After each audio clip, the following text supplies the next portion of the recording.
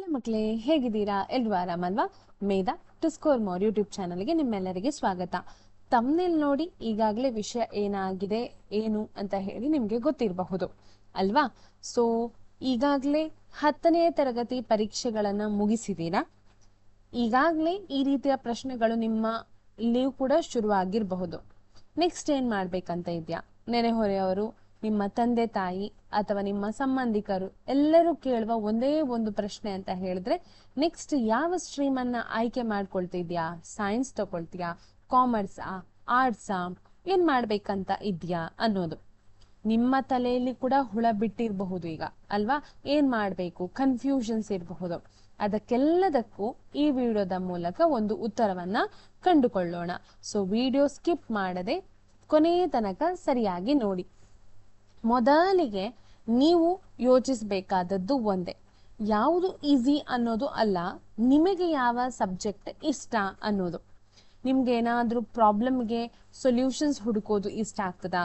ಅಥವಾ ಲೈಫ್ ಸೈನ್ಸ್ನ ಬಗ್ಗೆ ಕಲೀಲಿಕ್ಕೆ, ಜೀವಿಗಳ ಬಗ್ಗೆ ತಿಳಿಲಿಕ್ಕೆ ಇಷ್ಟ ಆಗ್ತದಾ? ಅಥವಾ ಕೆಮಿಕಲ್ಸ್ ಅನ್ನ ಹಾಕಿ ಕೆಮಿಸ್ಟ್ರಿ ಅಂದ್ರೆ ರಾಸಾಯನಿಕ ಕ್ರಿಯೆಗಳನ್ನ ಮಾಡುವಂತಹದ್ದು ಇಷ್ಟ ಆಗ್ತದಾ? ಸ್ಟಾರ್ಸ್ನ ಬಗ್ಗೆ ಇಷ್ಟ ಆಗ್ತದಾ? ಸೊ ಯಾವುದು ಕಾನ್ಸೆಪ್ಟ್ ಅಥವಾ ಮೆಕ್ಯಾನಿಕ್ಸ್ ಅಂದ್ರೆ ಯಾವ್ದಾದ್ರು ಮಷಿನ್ಸ್ಗಳ ಬಗ್ಗೆ ಕಲೀಲಿಕ್ಕೆ ಇಷ್ಟ ಆಗ್ತದಾ? ಅಥವಾ ಬಿಸ್ನೆಸ್ನ ಯಾವ್ದಾದ್ರು ತಲೆಯಲ್ಲಿ ಐಡಿಯಾ ಓಡ್ತಾ ಇದೆಯಾ, ಹಣ ಮಾಡೋದು ಹೇಗೆ ಆ ರೀತಿ? ಅಥವಾ ಲಾದ ಬಗ್ಗೆ, ರಾಜಕೀಯದ ಬಗ್ಗೆ ಯಾವ ಸಬ್ಜೆಕ್ಟ್ ನಿಮಗೆ ಇಂಟ್ರೆಸ್ಟ್ ಇದೆ ನೋಡಿ, ನಿಮ್ಗೊಂದು ಇಂಟ್ರೆಸ್ಟ್ ಟಾಪಿಕ್ ಈಗಾಗಲೇ ನಿಮ್ಗೆ ಗೊತ್ತಿರ್ತದೆ ಅಲ್ವಾ? ಅದನ್ನ ನೀವು ಆಯ್ಕೆ ಮಾಡಿಕೊಳ್ಬೇಕು. ನಿಮ್ಮಲ್ಲಿ ನೀವು ಪ್ರಶ್ನೆಯನ್ನ ಕೇಳಿಕೊಳ್ಬೇಕು, ಯಾವುದು ನನಗೆ ಇಂಟ್ರೆಸ್ಟ್, ತುಂಬಾ ಇಂಟ್ರೆಸ್ಟ್ ಯಾವ ಟಾಪಿಕ್ ನ ಮೇಲೆ ಅನ್ನೋದು. ಈಗ ನೀವು 10ನೇ ಆಗಿದೆ, PUC ಗೆ ಹೋಗುವಾಗ 3 ವಿವಿಧ ಸ್ಟ್ರೀಮ್ಸ್ ಇರ್ತದೆ. ಅಂದ್ರೆ ಸೈನ್ಸ್ ಸ್ಟ್ರೀಮ್, ಕಾಮರ್ಸ್ ಸ್ಟ್ರೀಮ್ ಹಾಗೆ ಆರ್ಟ್ಸ್ ಸ್ಟ್ರೀಮ್. ಸೊ ಈ 3 ವಿಷಯಗಳನ್ನ ನಾವು ಸ್ವಲ್ಪ ಮೇಲಿಂದ ಮೇಲೆ ನೋಡ್ತಾ ಹೋಗುವ.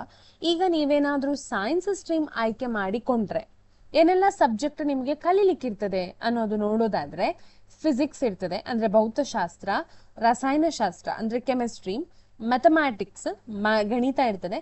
ಅದರೊಟ್ಟಿಗೆ ಅಡಿಷನಲ್ ಟಾಪಿಕ್ ಆಗಿ ಬಯಾಲಜಿ ಇರ್ತದೆ, ಇಲೆಕ್ಟ್ರಾನಿಕ್ಸ್ ಇರ್ತದೆ, ಕಂಪ್ಯೂಟರ್ ಸೈನ್ಸ್ ಇರ್ತದೆ. ಇದು ನೀವು ಯಾವ ಕಾಲೇಜನ್ನ ಆಯ್ಕೆ ಮಾಡಿಕೊಂಡಿದ್ದೀರಿ ನೋಡಿ ಅದ್ರ ಮೇಲೆ ಡಿಪೆಂಡ್. ಕೆಲವು ಕಾಲೇಜುಗಳಲ್ಲಿ ಖಾಲಿ ಬಯಾಲಜಿ ಮಾತ್ರ ಇರ್ತದೆ ಅಥವಾ ಕಂಪ್ಯೂಟರ್ ಸೈನ್ಸ್ ಮಾತ್ರ ಇರ್ತದೆ, ಇಲೆಕ್ಟ್ರಾನಿಕ್ಸ್ ಇರುವುದಿಲ್ಲ. ಕೆಲವೊಂದು ಕಾಲೇಜುಗಳಲ್ಲಿ ಸ್ಟ್ಯಾಟಿಸ್ಟಿಕ್ಸ್ ಇರ್ತದೆ. PCM ಕಾಮನ್, ಬಯಾಲಜಿ ಎಲ್ಲ ಅಡಿಷನಲ್ ಆಗಿ ನಿಮ್ಗೆ ತಗೊಳ್ಳಿಕ್ಕೆ, ಅಂದ್ರೆ ನೀವು ಅದು ಮಾಡ್ಲೇಬೇಕು. 4 ಕೋರ್ ಸಬ್ಜೆಕ್ಟ್, ಮತ್ತೆ ಉಳಿದದ್ದು ಲ್ಯಾಂಗ್ವೇಜ್ ಬರ್ತದೆ ಆಯ್ತಾ? ಸೊ ಹಾಗೆ ನಿಮಗೆ ಯಾವ್ದು ಇಂಟ್ರೆಸ್ಟ್ ಇದೆ ಅದನ್ನ ಆಯ್ಕೆ ಮಾಡಿಕೊಳ್ಳಿ. ಸುಮ್ಮನೆ ಅವರು ಹೇಳ್ತಾರೆ ಇವರು ಹೇಳ್ತಾರೆ ಅದನ್ನ ಆಯ್ಕೆ ಮಾಡಿಕೊಳ್ಳುವುದು ಅಲ್ಲ. ಓಕೆನಾ? ನೆಕ್ಸ್ಟ್, ನಿಮಗೆ ಯಾರಿಗೆ ಸೂಕ್ತ, ಸೈನ್ಸ್ ಯಾರಿಗೆ ಇಷ್ಟ ಅಥವಾ ಯಾರಿಗೆ ಸೂಕ್ತ? ಕೆಲವರಿಗೆ ಡಾಕ್ಟರ್ ಆಗ್ಬೇಕಂತ ಕನಸು ಕಂಡಿರ್ತಾರೆ, ಅಥವಾ ಕೆಲವರು ಇಂಜಿನಿಯರ್ ಆಗ್ಬೇಕಂತ ಕನಸು ಕಂಡಿರ್ತಾರೆ, ಇನ್ನು ಕೆಲವರು ರಿಸರ್ಚ್ ಮಾಡ್ಬೇಕು, ಏನಾದ್ರೂ ಇಸ್ರೋ ವಿಜ್ಞಾನಿಗಳ ತರ ನಾನು ಆಗ್ಬೇಕು ಅನ್ನೋದನ್ನ ಕನಸು ಕಂಡಿರ್ತಾರೆ. ಅಂತವರಿಗೆಲ್ಲ ಸೈನ್ಸ್ ಸೂಕ್ತ. ಏನೆಲ್ಲ ಅಪರ್ಚುನಿಟೀಸ್ ಇದೆ, ಒಂದು ವೇಳೆ ನೀವು ಸೈನ್ಸ್ ತಗೊಂಡ್ರೆ ಮುಂದಕ್ಕೆ ಏನ್ ಮಾಡಬಹುದು ಅನ್ನೋದು ನೋಡೋದಾದ್ರೆ, MBBS ಮಾಡಬಹುದು, ಹಾಗೆ BDS ಅದರಲ್ಲೇ ಮುಂದುವರಿಯುವುದಾದ್ರೆ BDS ಮಾಡಬಹುದು, ಹಾಗೆ ಇಂಜಿನಿಯರಿಂಗ್ ಮಾಡಬಹುದು, ಫಾರ್ಮಸಿ ಮೆಡಿಸಿನ್ಗಳ ಬಗ್ಗೆ ಕಲಿಯುವುದಾಗಿರ್ಬಹುದು, ಅಂತಹದ್ದೇನಾದ್ರೂ ಫೀಲ್ಡ್ಗೆ ಹೋಗ್ಬಹುದು. ಹಾಗೆ ನರ್ಸಿಂಗ್ ಮಾಡ್ಲಿಕ್ಕೆ ಇಂಟ್ರೆಸ್ಟ್ ಇದ್ರೆ, ನರ್ಸ್ ಆಗ್ಬೇಕು ಅಂತ ಇದ್ರೆ, ಅಥವಾ ಬಯೋಟೆಕ್ನಾಲಜಿ ವ್ಯಾಕ್ಸಿನ್ಸ್ಗಳನ್ನ ಕಂಡುಹಿಡಿಯುವುದು, ಜೀವಿಗಳಿಗೆ ಹೊಸ ಹೊಸ ಮದ್ದನ್ನ ಕಂಡುಹಿಡಿಯುವುದು, ಅಂತಹದೆಲ್ಲ ಏನಾದ್ರೂ ಇಂಟ್ರೆಸ್ಟ್ ಇದ್ರೆ ಬಯೋಟೆಕ್ನಾಲಜಿ ತಗೊಳ್ಬಹುದು. ಹಾಗೆಯೇ BSc ಡಿಗ್ರಿ ಮತ್ತೆ ಪೋಸ್ಟ್ ಗ್ರಾಜುಯೇಷನ್ ಮಾಡಿ ಲೆಕ್ಚರಿಂಗ್ ಮಾಡಬಹುದು ಅಥವಾ ಟೀಚರ್ ಕೂಡ ಆಗಬಹುದು. ಸೊ ಇದಿಷ್ಟು ಅಪಾರ್ಚುನಿಟೀಸ್ ಸೈನ್ಸ್ ತಕೊಂಡ್ರೆ.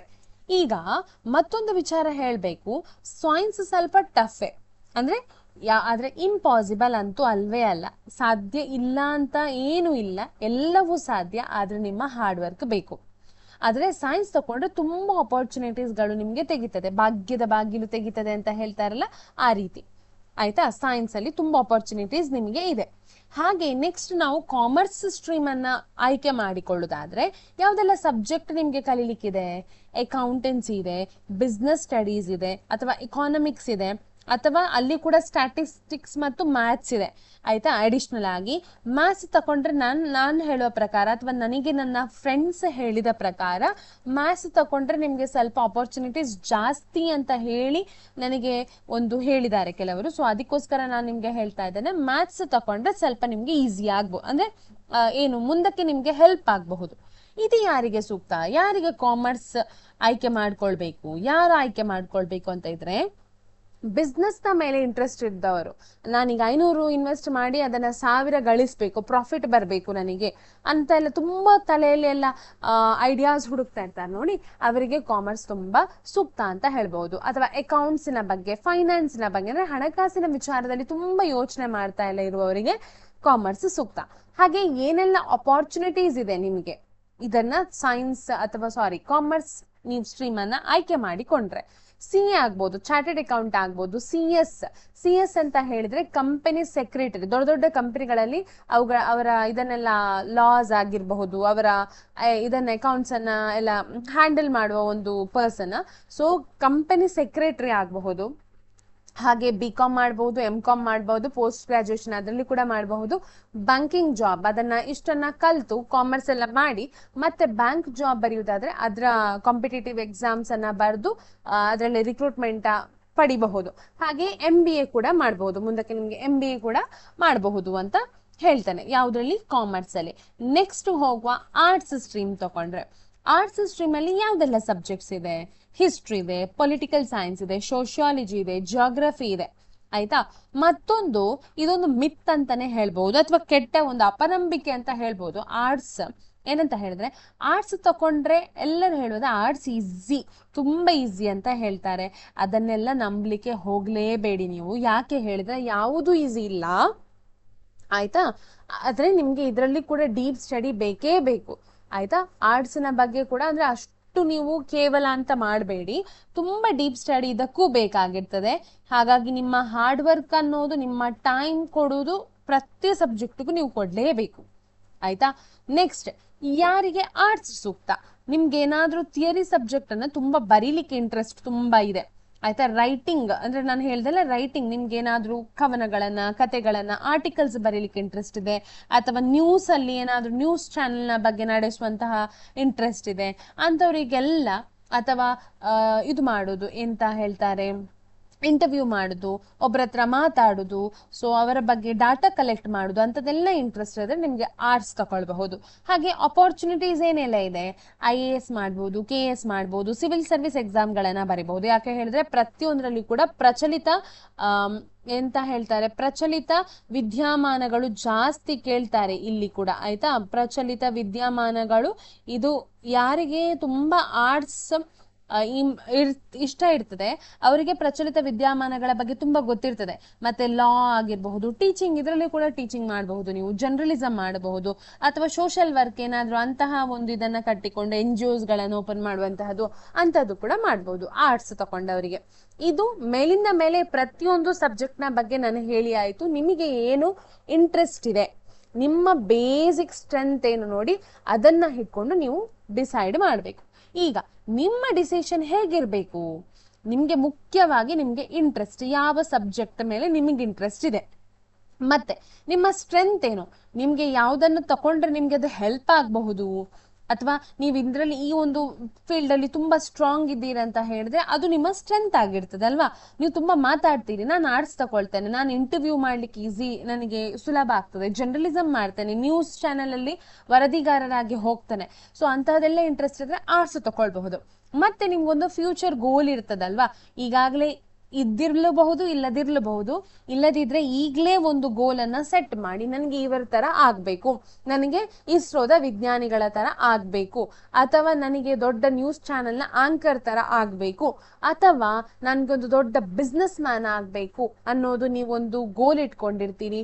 ಆ ಗೋಲ್ ಓರಿಯೆಂಟೆಡ್ ನಿಮ್ಮ ಏನು ಫೇವ್ರೆಟ್ ಸ್ಟ್ರೀಮ್ ಅನ್ನ ಆಯ್ಕೆ ಮಾಡಿಕೊಳ್ಳಿ.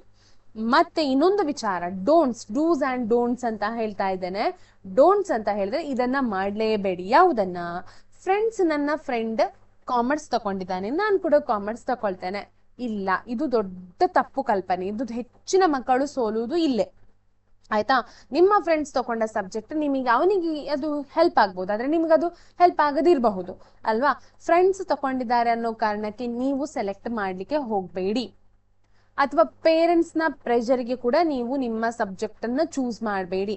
ಅವರಿಗೆ ಅವರ ಆಫೀಸಲ್ಲಿ ಹೇಳಿರ್ತಾರೆ ಅಥವಾ ಅವರ ಸಂಬಂಧಿಕರು ಹೇಳಿರ್ತಾರೆ, ಅವರ ಮಗ ಮಾಡಿ ಅವರ ಮಗನಿಗೆ ಒಳ್ಳೆ ಕೆಲಸ ಸಿಕ್ಕಿದೆ ಅಂತೆ, ನಿನ್ನ ಮಗನಿಗೂ ಇದೇ ಕಲಿಸು ಅಂತ ಹೇಳಿರ್ತಾರೆ.